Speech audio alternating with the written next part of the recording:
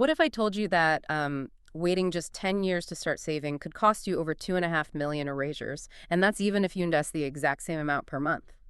Yeah, I mean, the numbers behind that are they're staggering. But more importantly, the mechanisms driving those numbers are entirely within your control once you actually understand them. Right, which is why we're here.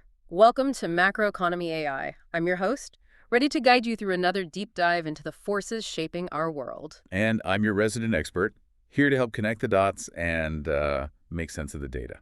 So today is Friday, June 5, 2026, and I just want to confirm right off the bat that all the research and data collection for today's sources were finalized right now in June 2026. Rush data. Exactly. This is Macroeconomy AI, and today's deep dive is titled Long-Term Retirement Planning. Our mission today is to basically give you a shortcut, right, to being well-informed on the mathematical, psychological, and macroeconomic realities of your financial future. We're pulling from a pretty comprehensive technical and educational report compiled from public market data, peer-reviewed literature, and official macroeconomic indices. Moving way past the tired financial cliches. Yeah. But before we jump in, a quick reminder to engage with us. This channel, Macroeconomy AI, is all about bringing a compilation of analyses and news on macroeconomics, technology, and artificial intelligence. Definitely. And this deep dive is brought to you by our sponsor, insert sponsor name, helping you navigate your financial future with confidence. Thank you so much for tuning in. So, okay, let's unpack this. We hear the phrase compound interest all the time. All the time, like a buzzword. Right. But looking at the actual simulation from our sources, the reality, it almost defies common sense. Let's set up the scenario. We're looking at an investment of just $500 a month at about a 10% annual return. Which is, a very standard hypothetical baseline for modeling long-term equity and fixed income portfolios. So we have two people. Person A starts at age 20. Over 45 years, they put in a total of $270,000 out of their own pocket. By the time they hit 65, they have over $3 million. And the wildest part of this data, 91% of that final total is pure interest. It's incredible. And then you look at the counterpart, person B, they wait until they're 40 to start. They put in our $150,000 total over 25 years. They end up with just around our $498,000. Wait, I really want to isolate that. Person A only contributed like $120,000 more out of pocket than person B, but ended up with over 2.5 million rees more in actual wealth. Yeah, that is the math of exponential growth at work. I mean, we're conditioned to think in linear terms, right? Like I work an hour, I get paid for an hour. Makes sense. But compound interest is an exponential curve. The critical mechanism to understand here is that the final years do all the heavy lifting. Because the rate of growth itself is growing. The interest you earned last year is now earning its own interest this year. Exactly. Instead of the usual snowball analogy, I kind of prefer to think of this like planting an orchard. If you start at 20, you plant a few apple trees. First few years, you just get a couple of apples. Nothing impressive. Right. But eventually, those apples drop seeds. Those seeds grow into new trees, which drop their own apples. By the time you're 50 or 60, you aren't planting trees anymore. The forest is literally planting itself. Yes. And person B shows up at 40 and tries to plant a forest by hand. They just don't have enough seasons left for the seeds to take root. That orchard metaphor captures the mechanism perfectly. Yeah. And the sources provide a striking real-world example of this. Warren Buffett. Oh, yeah. Universally recognized as a titan of investing, but the data points out a detail most people miss. He accumulated more than 97% of his immense wealth after his 65th birthday. Wait, really? After 65? Yeah. His success isn't just a product of picking the right assets. I mean, it is, but it's largely a product of his orchard expanding for over 6 decades. There's a mental math hack mentioned in the literature to help visualize this speed of growth called the Rule of 72. But how does that actually work mechanically? It's a simplified logarithmic formula. You take the number 72 and you divide it by your expected annual interest rate. The result tells you roughly how many years it will take for your entire capital to double. So if your portfolio is yielding a 10% return, you divide 72 by 10, giving you 7.2. Meaning your money doubles every 7.2 years. Precisely. So if I start with 100,000, in 7.2 years, I have 200,000. Another 7.2 years, it's 400,000. And that is exactly why those extra years in your 50s and 60s are so mathematically explosive. The capital base is so large that a single doubling period generates more absolute wealth than the previous 30 years combined. Okay, but if the math of wealth creation is this powerful and the forest plants itself, Why aren't we all retiring as millionaires? I mean, there must be some friction in the system breaking this engine. What's fascinating here is that there are silent systemic forces constantly stripping branches from your orchard. The two physical forces in the data are fees and inflation. Ugh, fees. All right, and the impact of management fees is perhaps the most misunderstood variable in finance. I think people see like a management fee of 2% on a mutual fund and think, okay, 2% is tiny. I keep 98% of my money. Yeah, and that assumption is catastrophic for a long-term investor. The sources model a scenario where, over a 30-year period, a 2% annual fee will devour roughly 45% of your final portfolio, compared to a zero-fee product. Hold on, I have to stop you there. A 2% fee charged over 30 years is mathematically 60%. How does a simple 2% fee magically evaporate nearly half of my total potential wealth at the end? Because of compounding drag. Think of it like aerodynamic drag on a race car, right? Okay. At 20 miles an hour, you don't even feel the wind resistance. But at 150 miles an hour, the engine has to use massive amounts of energy just to push through the air. So the fee gets heavier. Exactly. The 2% fee isn't just taking 2% of the money you put in, it's taking 2% of your entire accumulated balance every single year. Oh, wow. It takes the apples and it takes the seeds those apples would have produced. By year 25, that 2% is calculated against millions of RIAs, siphoning off the very fuel that causes the explosive late-stage growth. That is genuinely terrifying. It's like exponential decay working directly against your exponential growth. Exactly. And then we have inflation dragging down the actual purchasing power of whatever manages to survive the fees. But looking at all this data, so are we actually fighting the math or are we fighting our own brains? Oh, the field of behavioral economics answers that emphatically. Oh. We are fighting our own brains. Because knowing this logically is one thing, but consistently sacrificing present comfort for 40 years seems to be where the system actually breaks down. Right. The primary psychological hurdle identified in the sources is present bias, technically known as hyperbolic discounting. Hyperbolic discounting. Yeah. Evolution wired human beings to prioritize immediate survival. We systematically overvalue a reward today and deeply, deeply discount the value of a reward in the future. So to my primitive brain, spending our $500 on a nice dinner tonight is a tangible, vivid reality. Yes. But having our $3 million when I'm 65 feels like a blurry concept happening to a complete stranger. And your brain will always prioritize feeding you today over feeding a stranger 40 years from now. Makes sense. This biological sabotage gets even more pronounced when we look at how people behave with the money they actually do manage to invest. The sources highlight data from Delbar, an organization that tracks something called the behavior gap. Let me push back on this because this concept always confuses me. If an index fund averages a 10% return over a decade, shouldn't every single person holding that fund also average a 10% return? Where's the gap coming from? They should, mathematically, but they don't, behaviorally. The behavior gap is the chasm between the return an investment generates and the return the average investor actually takes home. Because they mess with it. Exactly. Investors routinely underperform the market they're invested in because of emotion-driven timing.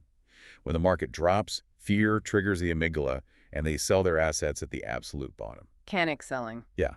Then they wait on the sidelines until the market is fully recovered and is booming, and they buy back in at the peak. They're essentially doing the exact opposite of what you're supposed to do. They buy high and sell low out of pure panic. It's human nature. How do we defend against our own biology then? By entirely removing human emotion from the execution. The Nobel laureate Richard Thaler developed a concept highlighted in the literature called save more tomorrow. Save more tomorrow. How does that actually bypass our instinct to spend? It uses our own inertia to save us. In the program, employees are asked to commit today to increasing their savings rate in the future, specifically, time to their next salary raise. Oh, that's clever. Right. Because the financial sacrifice is happening in the future, our present bias doesn't view it as a threat. And because the contribution increases only when their overall paycheck increases, they never experience a drop in their current lifestyle. You automate the opt-ins, you automate the escalations, and you let the math take over. Precisely. Here's where it gets really interesting, though. If fees and our biological impulses are the enemies of wealth accumulation, we need a specific defense. And looking at the macroeconomic data stamped in our sources as of June 2026, the Brazilian landscape is currently offering one of the most powerful, specific financial shields in the world. The Brazilian macroeconomic toolkit requires a very tailored approach to leverage properly. Let's ground this in the exact data from our sources. Let's do it. Right now, the Selic rate, Brazil's benchmark interest rate, sits at 14.50%. Concurrently, the 12-month IPCA, the official inflation index, registered at 4.39% as of April 2026. So if we take that massive 14.5% and subtract the 4.39% inflation, dragging it down, we're looking at real interest rates hovering near 9.7%. Yeah, That feels like a globally anomalous environment for fixed income. it is exceptionally high. To be technically precise, economists use the Fisher equation to calculate the exact real rate by dividing the nominal rate by the inflation rate, but simply subtracting them gives you a very close approximation. Got it. An environment yielding near 10% real return creates a massive tailwind for investors. However, generating that return is only step one. Protecting it from taxation is step two. Which brings us to the Brazilian private pension structures. Yeah. PGBL and VGBL. I always see these acronyms, but mechanically, what is the actual difference between the two and how do they act as a tax shield? Well, if we connect this to the bigger picture of tax deferral, they are essentially legal structures that allow you to delay paying the government. Okay, I like the sound of that. The PGBL, or Plano Gerador de Benefício Livre, allows you to deduct your contributions from your gross taxable income up to a limit of 12% a year. So you're taking money that you legally owed to the government this year and instead injecting it straight into your compounding orchard. Exactly. So I get a massive tax break today, but I assume the government eventually wants their cut. They do, of course. With the PGBL, when you finally withdraw the money decades later, you are taxed on the entire accumulated amount, both the principal and the interest. Oh, I see. The VGBL, on the other hand, offers no upfront tax deduction. But when you withdraw it, you are only taxed on the capital gains, the interest earned, not the principal you put in. But the real magic of both of these structures seems to be tied to the regressive tax table mentioned in the report. Yes. If you opt for the regressive regime, the longer you leave the money untouched, the lower your tax burden becomes. If you cross the 10-year mark, the tax rate on your withdrawals drops to a flat 10%. That's huge. You're dodging a potential 27.5% income tax hit today, allowing that capital to compound uninterrupted for decades, and only paying 10% on the back end. It's incredibly efficient. The sources also detail a structural macroeconomic shift regarding these funds that feels like an absolute game changer for wealth transfer. A January 2025 ruling by the STF, the Brazilian Supreme Court. This is a critical legal update. The STF declared that the ITCMD, the state-level inheritance and gift tax, is unconstitutional when applied to both PGBL and VGBL plans upon the death of the titular owner. The text notes that there was no modulation of effects with this ruling. Hold on. Modulation of effects is a very dense legal term. Does that simply mean the court isn't phasing the ruling over time? Like it's just an immediate hard stop on the tax? Exactly. The court rejected the request to stagger the implementation in February 2025. This elevates PGBL and VGBL funds from mere retirement accounts into extraordinarily powerful succession planning tools. Because it bypasses probate. Right. When the account holder passes away, these funds bypass probate, which is the lengthy, expensive legal process of inventorying an estate. The capital flows directly and legally to the named beneficiaries, completely frictionless and shielded from the inheritance tax. So you're lowering your income tax to 10% over the long haul, leveraging a 9.7% real interest rate, and creating a tax-shielded pipeline to pass generational wealth to your family. That's quite the toolkit. But that covers the accumulation and transfer. What happens when you actually stop working? The sources refer to this phase as disaccumulation. It is the most precarious phase of the entire financial life cycle. You are no longer adding to the total. You're attempting to safely harvest the orchard without accidentally chopping down the trees. So what does this all mean for the listener trying to figure out when they have enough money to actually retire? Everyone looks for a magic number, and the financial industry always points to the famous 4% rule. This raises an important question regarding how financial models are interpreted by the public.